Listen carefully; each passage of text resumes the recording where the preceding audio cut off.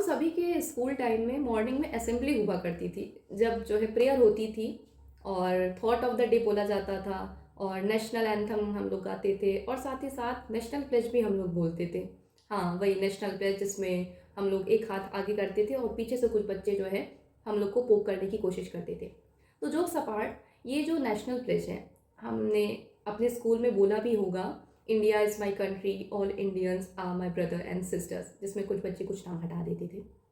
तो हमने ये क्वेश्चंस तो सुने होंगे कि नेशनल एंथम किसने लिखा, नेशनल सॉन्ग किसने लिखा, नेशनल एंथम क्या है। लेकिन ये जो नेशनल प्लेज है, ये हमने शायद रेयरली ही सुना होगा ये कौन से महान शख्स ने लिखा था। तो नेशनल प्लेज इंडिया की लिखी थी एक ऐसे पर्सन ने जो कि आंध्र प्रदेश से बिलोंग करते थे।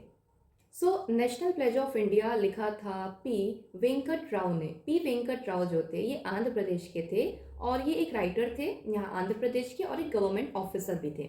तो इन्होंने ये 1962 में लिखा था नेशनल प्लेज। सो 1962 में जो नेशनल प्लेज इन्होंने लिखा था वो ओरिजिनली तेलुगु लैंग्वेज में लिखा था। वो तो बाद में आगे चल के इसको हिंदी में ट्रांसलेट किया गया और इंग्लिश में ट्रांसलेट किया गया।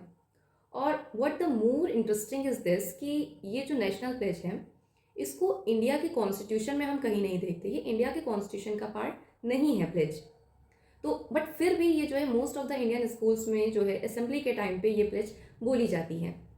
सो नेशनल प्लेज के जो राइटर हैं हमने शायद ही इनका नाम सुना हो और शायद ही कहीं अपनी जीके की बुक में हमने देखा होगा। नेशनल सॉन्ग और नेशनल एंथम के राइटर तो हमने जीके के बुक में ज़रूर पढ़ा है, बट नेशनल प्लेज के राइटर शायद नहीं।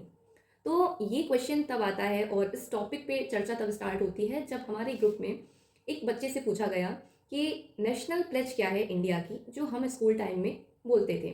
तो उस बच्चे ने बिना किसी हेजिटेशन के बोला, we the people of India having, आगे जो भी लाइन्स उसने बोली।